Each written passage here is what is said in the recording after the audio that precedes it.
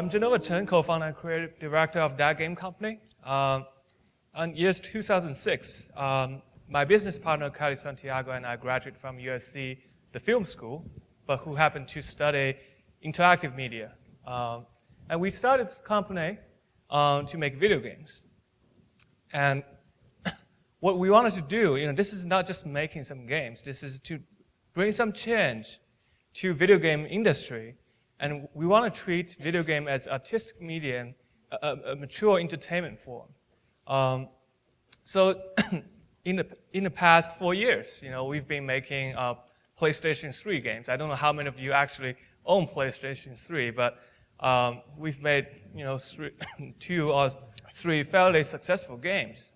And today, our company had about 10 people.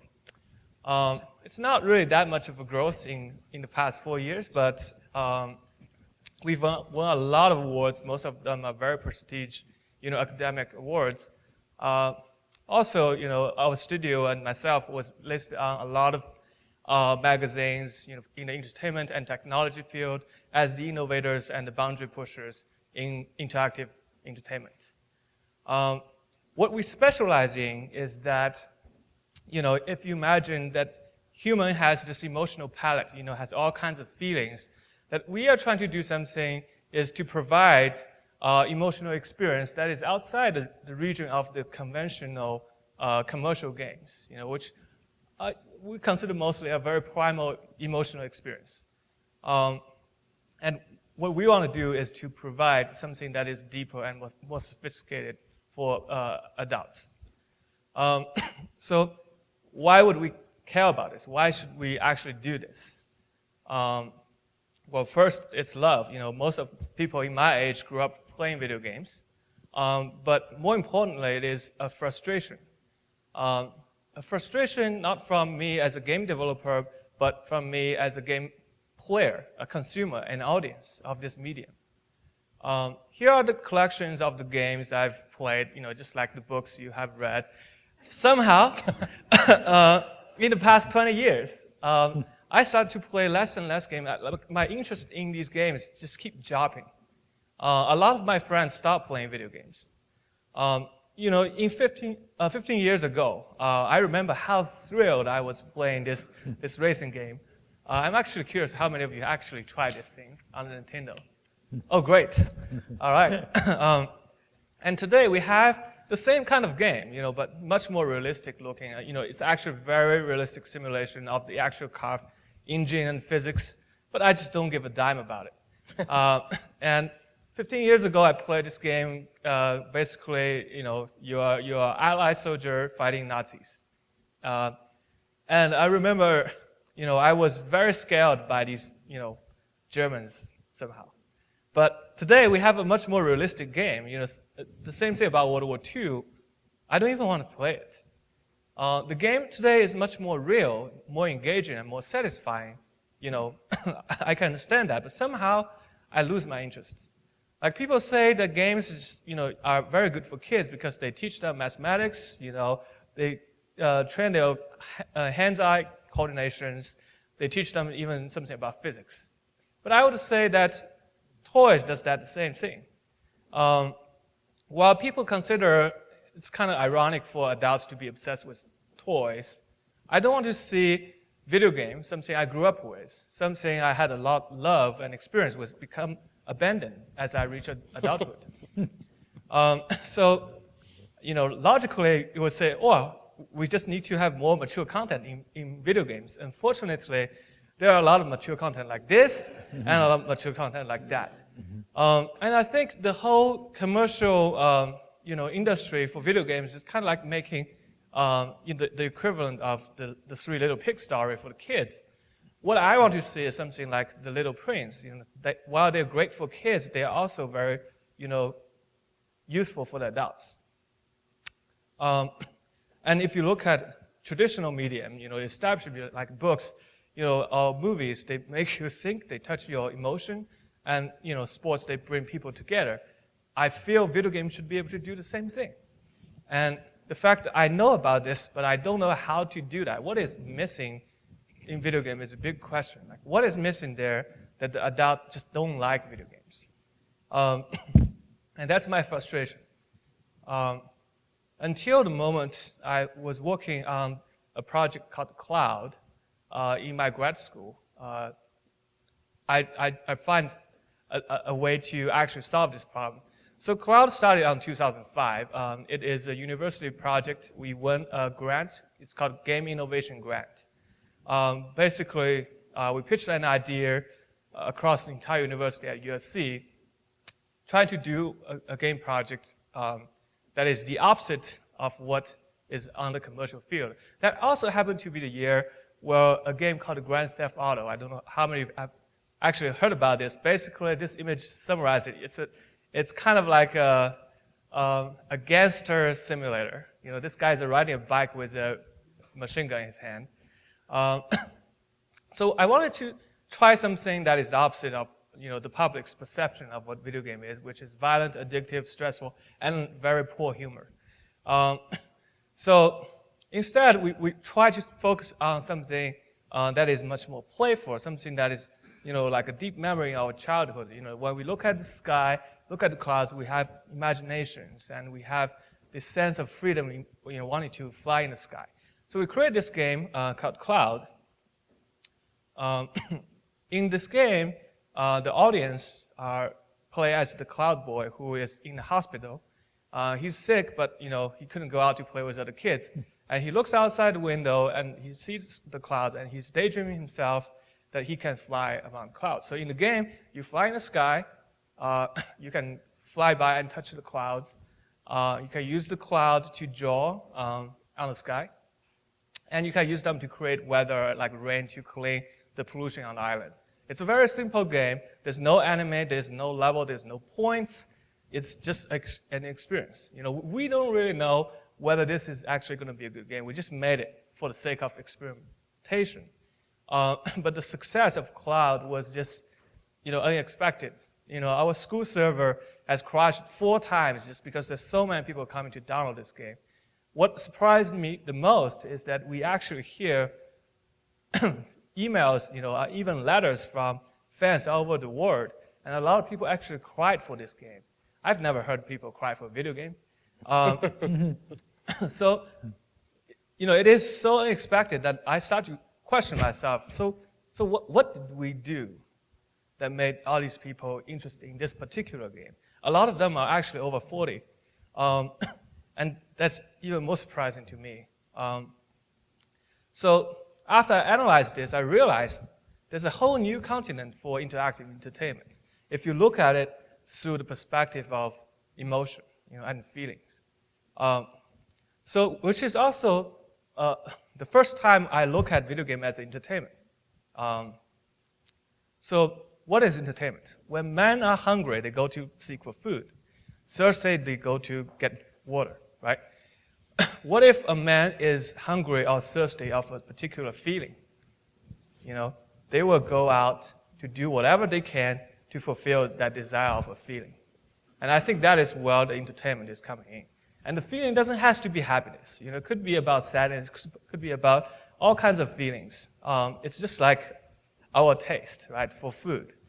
From the ancient tribal society to the modern world, there are always times when we feel down, when we feel, we just not feel right. We need some emotion supplement to correct ourselves. And this desire for feelings has been driving the civilization of, the technology of entertainment. From the tribal dance to the Roman Colosseum, they are all, kind of devices to provide a particular feeling that the human need the most. And what I like about entertainment the most is that, some kind of entertainment such as roller coaster is kind of ridiculous. But if you look at the deep background behind it, it's actually easy to understand because roller coaster is probably the only place where I can scream and shrill, as loud as I can. Because most of the time in our society, we are forced by our, by the people around that we shouldn't behave that way because it's going to disturb them. And I think the medium, the content of entertainment also evolves. from the tribal dance, now we have books, we have movies, we have all kinds of sports, and now today we have the interactive entertainment, like video games. Even though the technology and the medium are different, they are doing the same thing. Let's look at established entertainment media, such as film.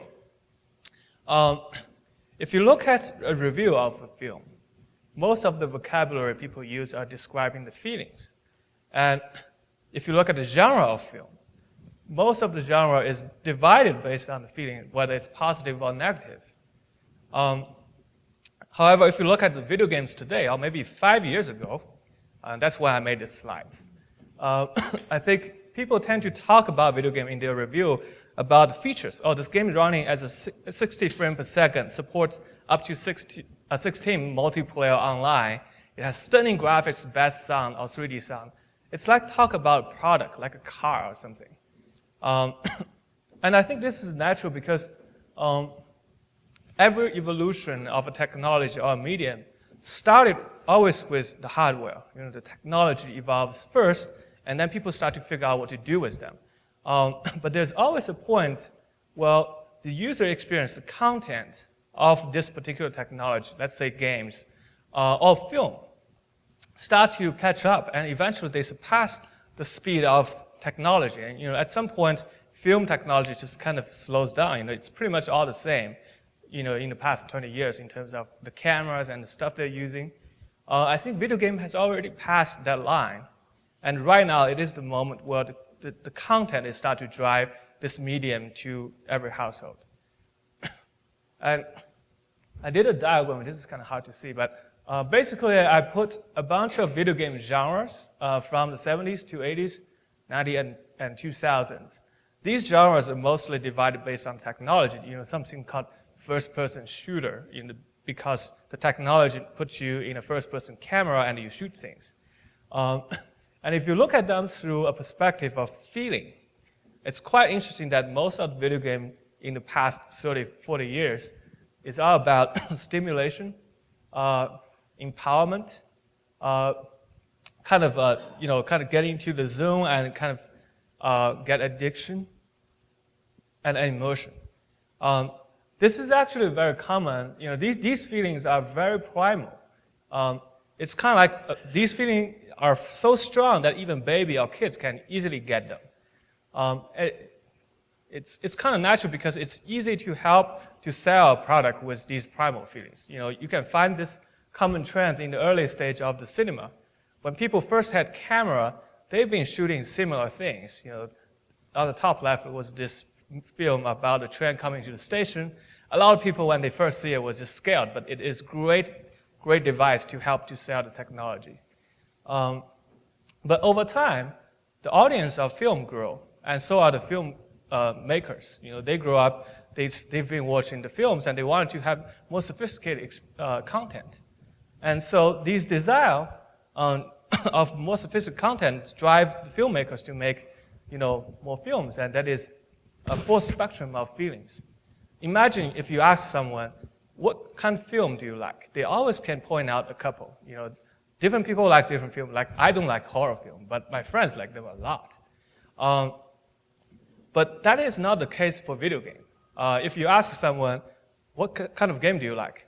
He said, I don't play games, right? Because there's no emotional content in video game, this interactive entertainment, that is satisfying this person's needs. But people's desire for feeling is always there. And so the people who grew up playing these primal feeling in the video games would want to play something more sophisticated at this age. So there's a full spectrum of potential experience in the interactive entertainment that hasn't been explored. And that is what we wanted to explore. And I think a variety of emotional content will be a sign of a good and healthy medium. So that's certainly the vision of That Game Company, is we wanted to make that happen so that everybody can find their emotional needs in video game. And that is also my hope for the future, so that we don't ask you, are you a gamer or not, because everybody will have some kind of game that they would like to play. And I just want to touch a little bit upon the future of video games. This is a great time for game makers because social media, mobile technology, and even Google are all tapping into video games. And there's a huge innovation in the interface design in the industry right now that you can actually play a game without those clunky controllers. You can actually use your body. You can use your mind to interact with the media. And the distribution of content is also evolving. Right now, the cloud technology is going to make interactive entertainment to be delivered to every household in a much more efficient way. You don't really need to buy a console like a PlayStation or something to play high-end video games. Every year, there are more and more people playing games, and you can notice that the adults, the percentage of adults who play video games are also increasing. And because of that, I think the desire for the user experience is going to further drive what people think video game was, which is violence and addictions and bad influences, into a full spectrum of emotions. And currently, just like how film grew over time, there's a rise of the indie games movement. Hundreds and thousands of independent game developers around the world are making things that is communicating feelings that you have never seen before, which that game company is part of that. The other thing about entertainment that what fascinates me is that I think when you are an adult, you can still be entertained through intellectual stimulation or emotional stimulation. And right now, the social media is a new trend, and I think like intellectual, emotion, and social stimulation as a whole can map the entire field of entertainment. A pure intellectual stimulation could be reading the newspaper, just kind of getting information. Emotional experience would be like a music. You just feel it. But you can also see there are medium that is kind of managed to be able to deliver both, like a novel and movie. They can be both intellectual and emotional. And with the social aspect, you can see a lot of other things that you do in your life you might consider as entertainment. And what if we have an activity that can deliver all three of the stimulations? I think the closest thing I can find in real life would be going to a Disneyland with your family. It's a social experience. It is very emotional rides, and your kid can actually learn something.